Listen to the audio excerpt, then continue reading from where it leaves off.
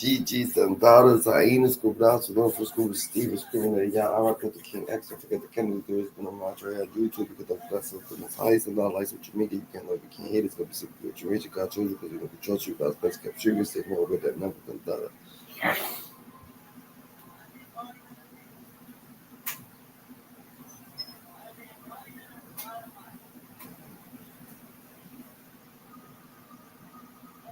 Yeah, chilling, listening, peace and love.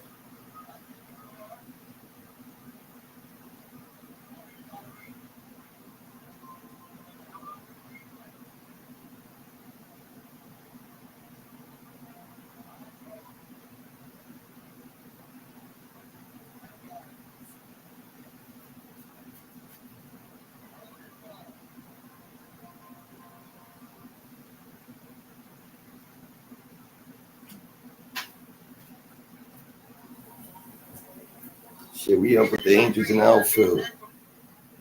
We got peace of love on stream. Your boy peace of love doing his early morning fucking mentor. What's goody splash? Early morning, Dada. Early morning.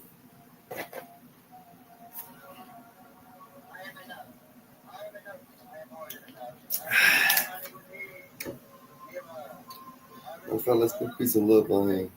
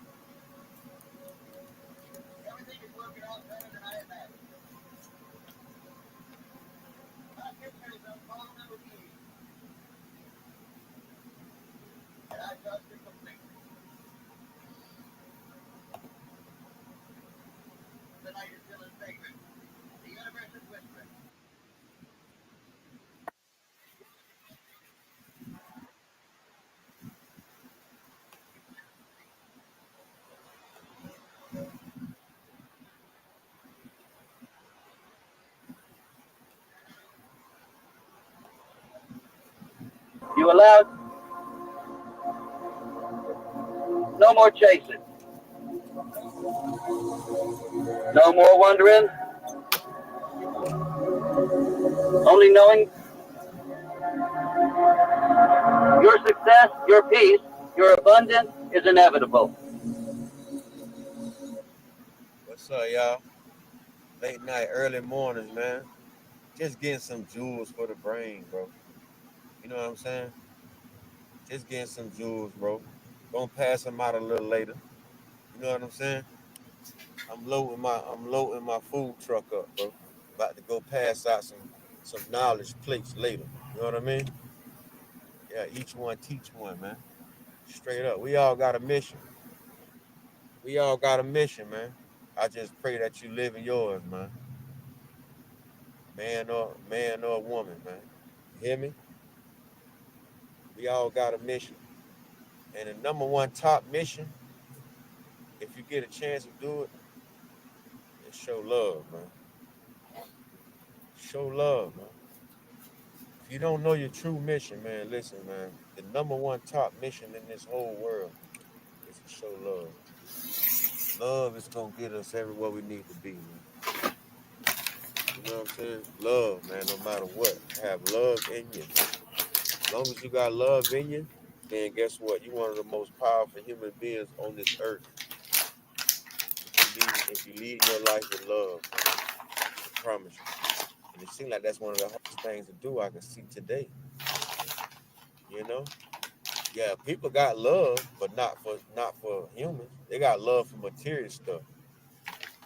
That's what they got love for today. They got more love for material things than anything in the world. They don't even value humans no more. Yeah. The way these people doing humans today, and I ain't just talking about two people that got killed last night. I ain't talking about that. Period. I'm talking about, like I said earlier. People going to kill thousands of goddamn people, man. Babies and all that shit, man. They don't even shit out of hand, man. It's out of hand, bro. It's crazy, bro. It's all a choice, but it make you think like, damn, who putting these type of choices in these human beings' heads though? Is it a cycle of life? Like this shit is crazy, man. Shit make you think. For real though. For real though. Straight up, man. Who control the mind? Who control the minds, man? You know what I'm saying?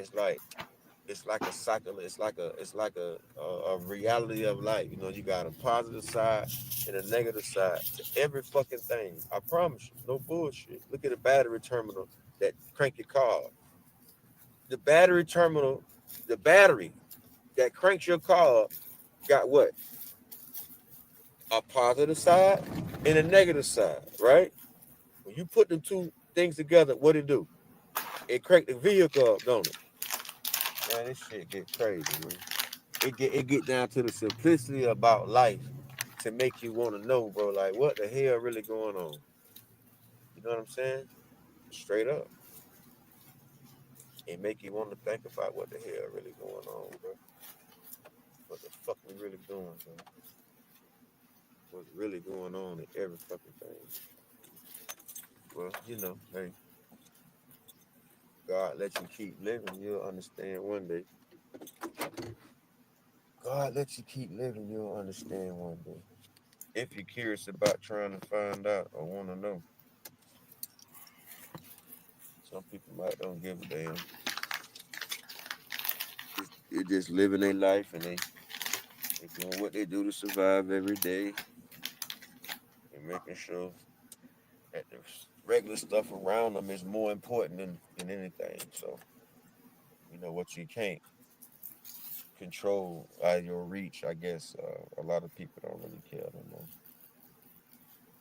Life that came into a lot of people in the world, people selfish live. They only live for what's around them. Even though I guess we got raised to try to carry out a family, sister, brother, cousin, uncle type life traditionally, but not today. People only live for the one household that's around them, and they forget about the roots, where you come from, or what made you, or what kept you up, or anything like that. That's why we always saying, if you don't believe, you can believe now. You could definitely believe now. You could believe that you could change and do something different, and do something totally different.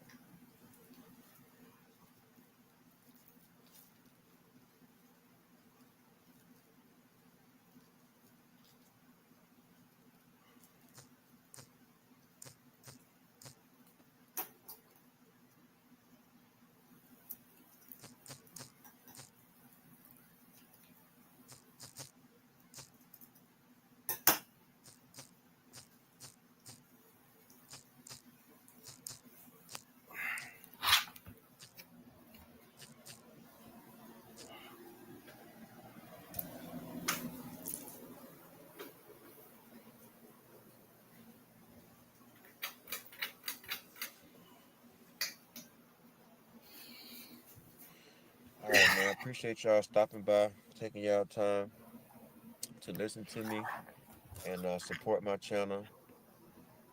I try to go live like every other day and try to drop some jewels and try to pursue my mission on this internet. So bear with me. I maybe sound slow, basic, boring, whatever, but I'm just getting started. So just give me some time. And eventually, guess what? I'll be a little bit more lucrative with it. But for now, I appreciate the support, the love, and the patience from you guys. I'm about to ready to just get myself together. I'll see you guys later. Peace and love. Out.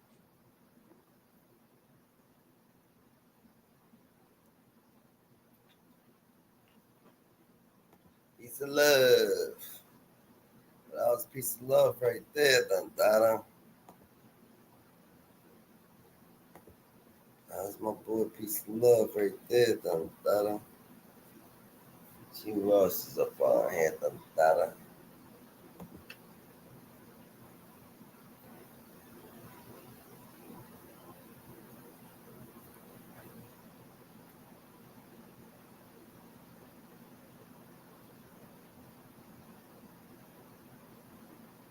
You gotta stay on business, GG's.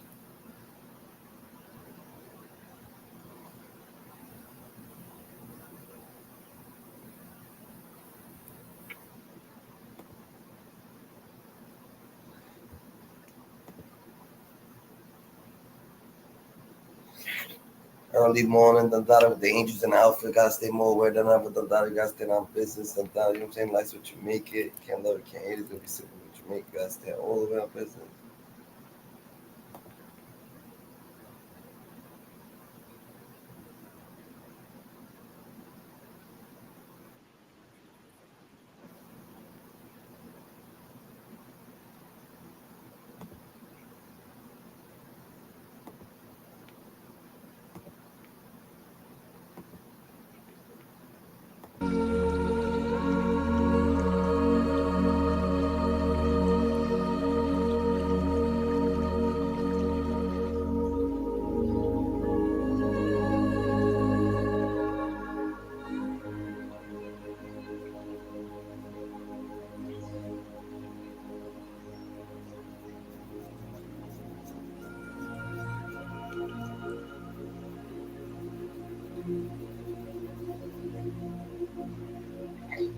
This is what we on, Dundada meditation time.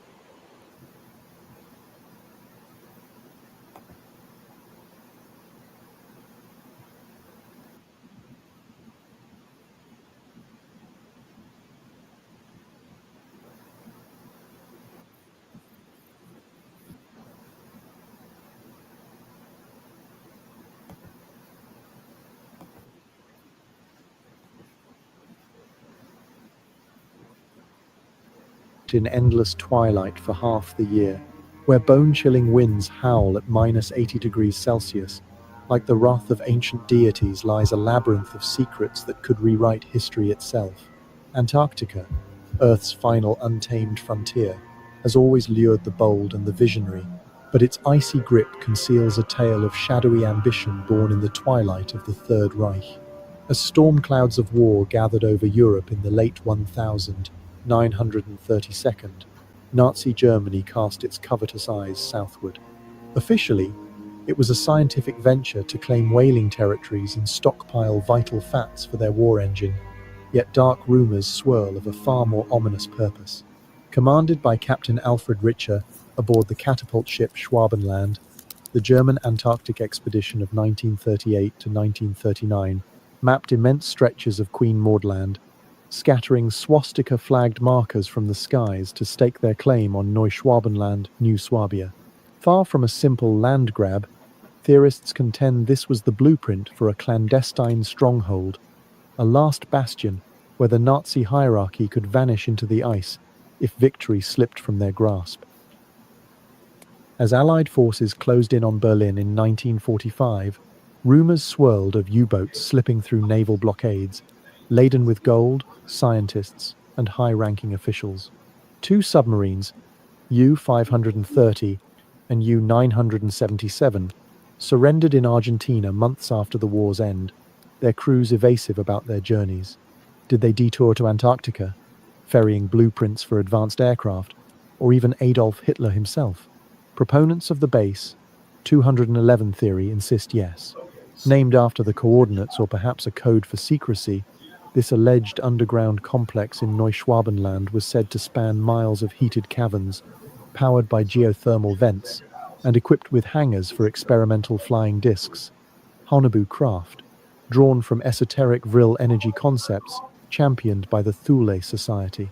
These weren't mere prototypes. They were reverse engineered from ancient artifacts or alien technology, capable of defying gravity and vanishing into the polar skies. Fueling these claims are declassified documents and survivor accounts. Hungarian writer Ladislas Szabo's 1947 book posited that U-boats transported Nazi leaders to a new Berchtesgaden in Antarctica, complete with ice caves displaying Hitler's ashes to rally a Fourth Reich. Neo-Nazi lore expanded this, suggesting thousands relocated there, blending with local anomalies like warm oases amid the ice. By the 1972nd, tales evolved to include UFO sightings attributed to these hidden Nazis, their bases thriving in inaccessible regions. Yet, historians like Colin Summerhays have debunked much of this, attributing the myths to post-war paranoia and poorly sourced books, though the persistence of restricted zones under the Antarctic Treaty keeps the fire alive. Enter the Americans. Just a year after the war, in December 1946, the U.S. Navy launched Operation High Jump, the largest Antarctic expedition ever assembled. Commanded by Rear Admiral Richard H. Cruzen and featuring polar veteran Admiral Richard E. Byrd as officer in charge, it boasted 13 ships, including the aircraft carrier USS Philippine Sea, 33 aircraft, and over 4,700 personnel. Officially, it was a training exercise to test cold weather gear and establish a research base called Little America 4, mapping uncharted territories and claiming them for science. But why such overwhelming force for a scientific venture? Conspiracy circles point to a covert mission, to eradicate the Nazi remnants in Base 211. The operation unfolded amid bizarre reports. Aircraft surveyed vast ice-free areas, like the Bunga Hills Oasis, a snowless valley with unfrozen lakes that Byrd described as an island suitable for life in a universe of death. Then came the alleged clashes. Leaked accounts claim U.S. planes encountered disc-shaped craft emerging from the ice, outmaneuvering fighters and downing several with energy weapons. The task force reportedly suffered heavy losses, ships damaged, aircraft lost, prompting an abrupt retreat after only 8 weeks, far short of the planned 6 months. Chilean press quotes, attributed to Byrd, warned of hostile forces from another continent capable of flying pole to pole at tremendous speeds. At the heart of this enigma lies Byrd's purported secret diary, a document that surfaced decades later, dismissed by mainstream scholars as a hoax but embraced by truth seekers as gospel. In it, Byrd recounts a solo flight on February 1947, venturing beyond the South Pole into a verdant paradise. Rolling hills, forests teeming with prehistoric animals like mammoths, and rivers flowing through valleys bathed in an ethereal light. Compasses spun wildly. Instruments failed, as if entering another realm. Then, flanked by radiant discraft bearing swastika-like symbols, he was escorted to a shimmering city of crystal spires. There, tall, fair-haired beings, masters of an advanced civilization, greeted him. Speaking in flawless English with a Nordic accent, they revealed themselves as guardians of the inner earth, concerned by humanity's atomic experiments. Your race has now reached the point of no return, their leader warned, foretelling destruction if nuclear folly continued. Byrd was released with a message for Washington: cease meddling in the polls or face consequences. Upon return, he was debriefed by top officials, sworn to silence, his logs classified. Tragically, Byrd died in 1957 of heart failure at 68. his medical files vanishing from Bethesda Naval Hospital. His son later released the diary, only to meet a suspicious end, as did others who spoke out. These encounters weren't isolated. Post-high jump, UFO sightings surged near Antarctica. As of July 2025, the National UFO Reporting Center has logged over 2,000 sightings in the first half of the year alone, a sharp increase from 492-inch, the same period of 2024 and 2077-inch 2023.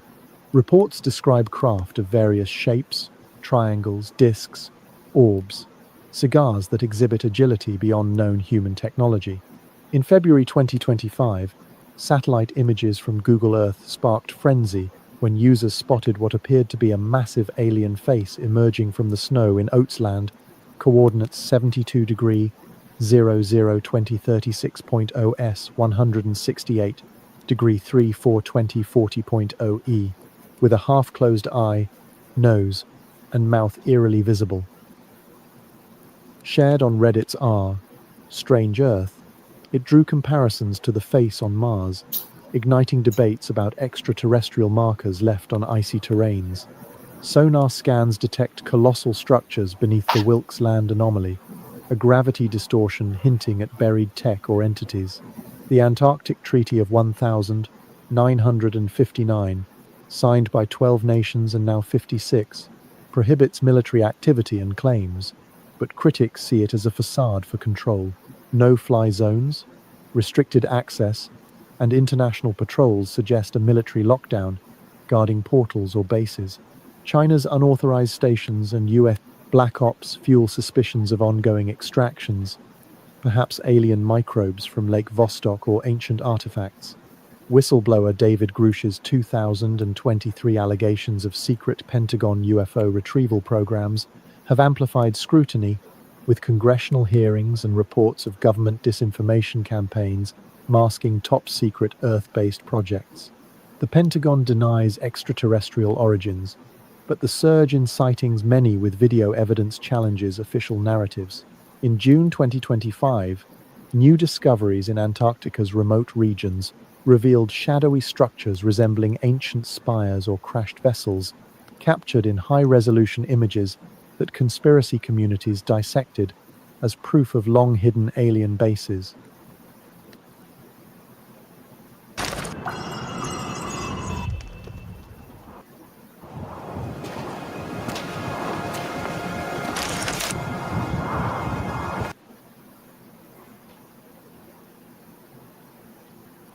These findings align with persistent myths of underground networks and concealed pyramids, debunked by geologists as natural formations, but revived by fresh data.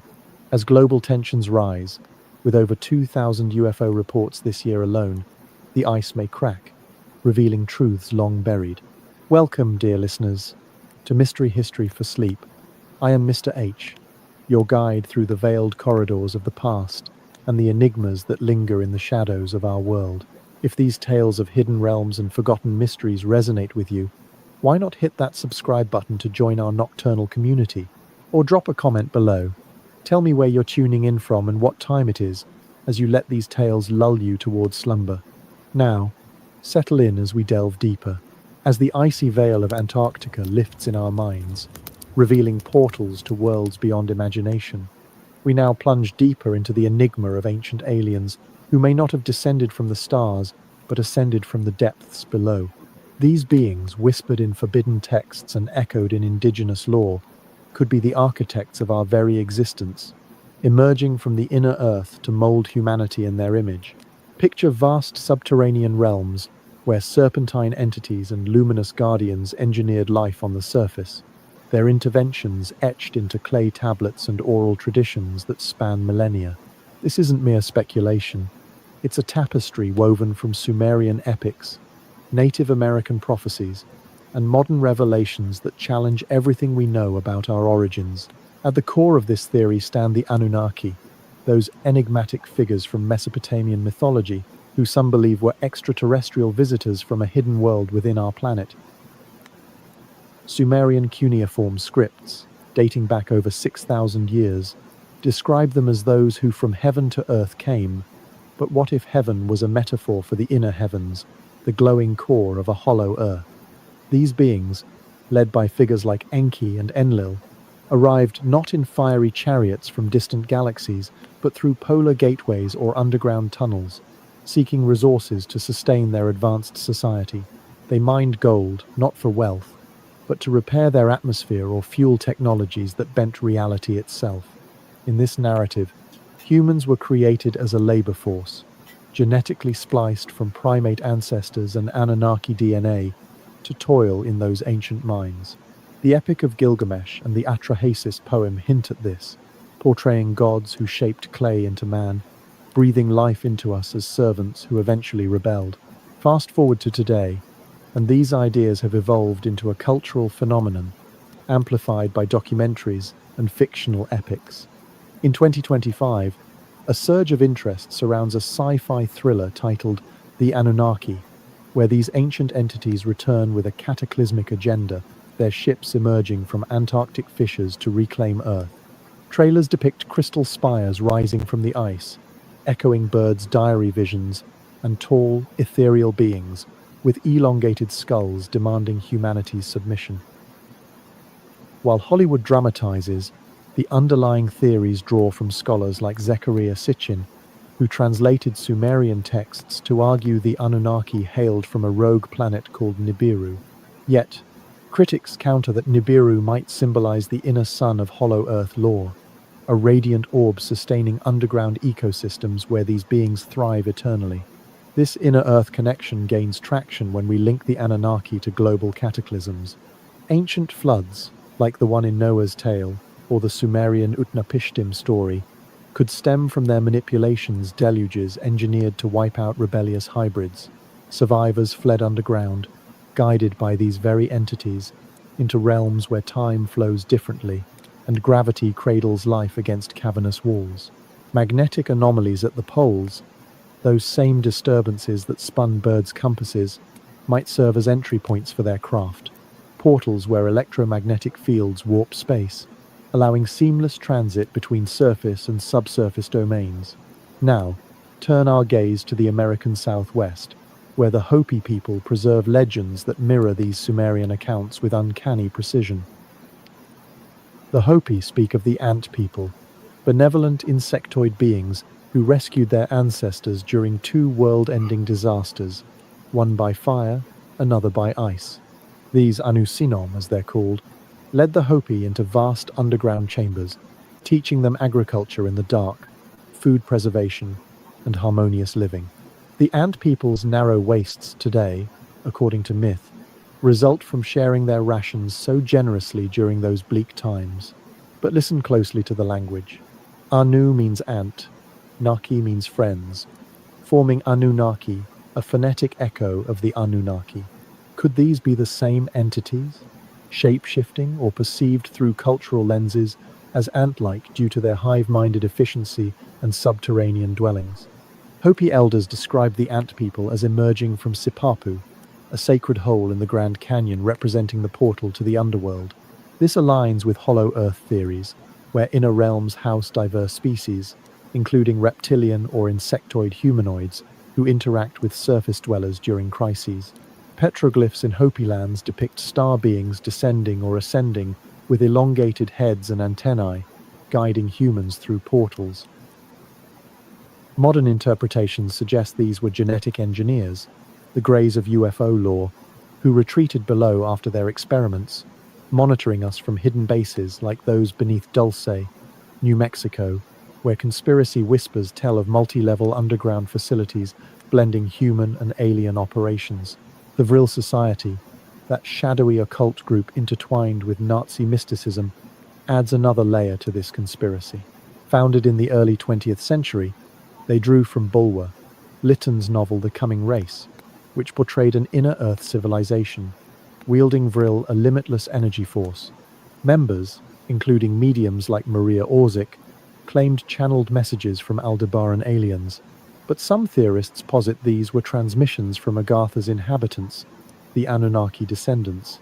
The society's influence on Nazi tech, like the Haunebu disks encountered in Antarctic tales, implies reverse engineering from inner Earth artifacts, crashed UFOs, from Roswell in 1947 to more recent incidents like the 2023 Las Vegas sighting where tall entities were reported, might be failed excursions from these depths, their wreckage whisked to Area 51-style bunkers where black-budget programs dissect anti-gravity drives powered by elemental transmutation. Illuminati's deepen the intrigue. Secret societies, from Freemasons to the modern elite, are said to guard Anunnaki knowledge, their bloodlines tracing back to hybrid offspring, like the Nephilim of biblical fame giants born of sons of God and human women. These guardians allegedly control global events to prevent mass awakening, suppressing evidence of inner Earth portals through media blackouts and disinformation. Whistleblowers like Phil Schneider, who claimed encounters with Greys in Dulce's tunnels before his suspicious 1996 death, spoke of treaties between governments and subterranean aliens, exchanging technology for human abductions. Recent 2025 disclosures, amid escalating UFO congressional hearings, hint at non-human intelligences, not from space but from below, their agendas tied to environmental shifts or impending cataclysms. Magnetic anomalies reinforce this blend of myth and science. At the poles, where Earth's field weakens, compasses fail and auroras dance like veils between worlds. These could be natural gateways, exploited by ancient aliens for entry. Satellite data from 2025 shows unexplained gravity dips in Siberia and the Himalayas, potential sinkholes to inner domains where Anunnaki-like beings monitor surface chaos. Indigenous shamans worldwide describe star people from underground, teaching astronomy and medicine, as in the Dogon tribe's knowledge of Sirius B, a star invisible to the naked eye, or the Australian Aboriginal Dreamtime serpents coiling through Earth's core. Pseudoscience meets wonder in theories of human evolution, accelerated by these interventions. DNA anomalies, like the sudden leap in brain size during the Cro-Magnon era, suggest genetic tampering. The Anunnaki, perhaps fleeing their own world's collapse, seeded life here. Their legacy in elongated skulls found in Paracas, Peru, or the red-haired mummies of Egypt's pharaohs. Conspiracies extend to modern hybrids among us world leaders, with unusual traits, steering humanity toward disclosure or domination. Yet, amid the shadows, a hopeful thread emerges. These creators might return not as conquerors but teachers, as in the 2025 film portrayals where Anunnaki offer enlightenment amid global turmoil. Hopi prophecies foretell a fifth world where ant people re-emerge, guiding the pure-hearted through trials. This echoes Sumerian promises of a golden age, where inner earth wisdom heals surface wounds. As we unravel these threads, the line between alien and inner dweller blurs, inviting us to question our place in a multi-layered cosmos. From Anunnaki engineers to ant people saviors, these beings whisper of origins far more profound than textbooks allow. In the shadows of secret societies and polar portals, their story continues, bridging ancient lore with tomorrow's revelations. Big Labor Day deals are happening now at Best Buy.